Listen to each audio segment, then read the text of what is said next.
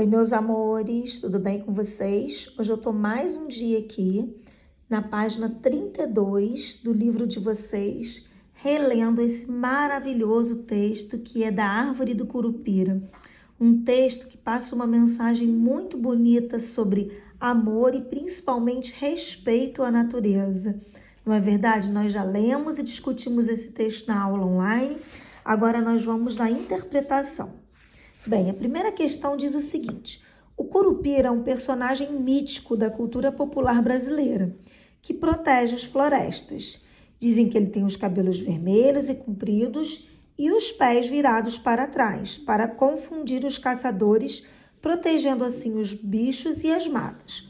Qual a relação dessa história com esse personagem mítico? Bem, na história, a Árvore do Curupira protege as outras árvores e, consequentemente, a floresta e os bichos que nela habitam. Aí a pergunta número 2 diz o seguinte: quem é o personagem principal dessa história e como ele se relaciona com os outros personagens?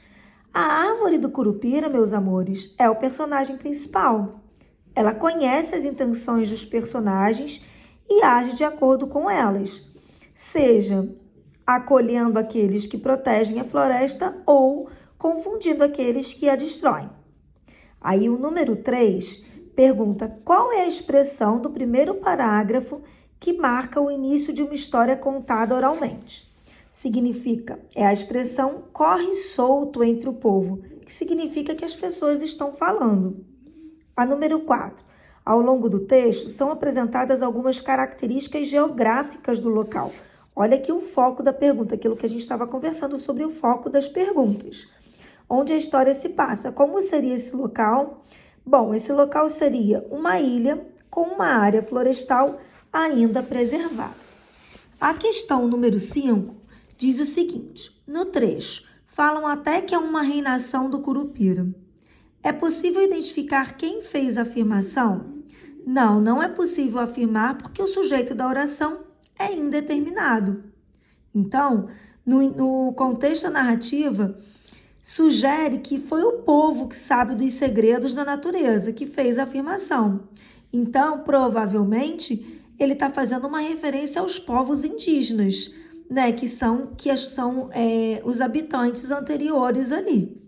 Reescreva a oração, passando o verbo falar para a voz passiva sintética.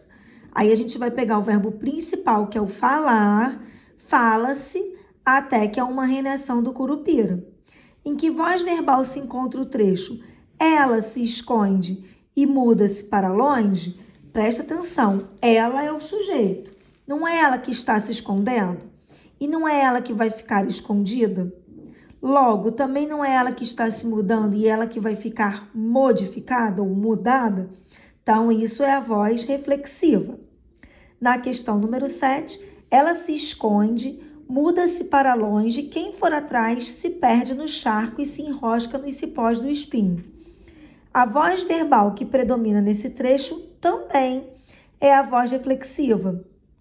Que particularidade essa voz apresenta que a diferencia das outras é que nela, obrigatoriamente, você tem um pronome oblíquo átono, que é o pronome reflexivo, que indica quem está praticando e recebendo a ação.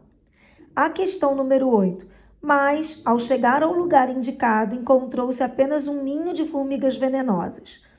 Nesse trecho aí, empregou-se a voz ativa. Era para a gente reescrever na voz passiva analítica. Então, a gente pega lá no finalzinho e bota na frente. Foi encontrado apenas um ninho de formigas, tá? E na questão 9, no trecho, o mestre canoeiro marcou o lugar.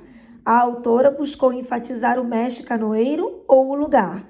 Ela enfatiza aí o mestre canoeiro, para isso ela utiliza a voz ativa e enfatiza o agente da ação, que é o mestre canoeiro. Queridos, com isso nós terminamos o módulo 16, porque a página 34 nós já fizemos online e a tarefa de casa vai ser a revisão para a prova. Então, façam com bastante atenção e, se precisar, consultem aí o livro de vocês nos módulos 14, 15 e 16. Tá bem? Um beijão!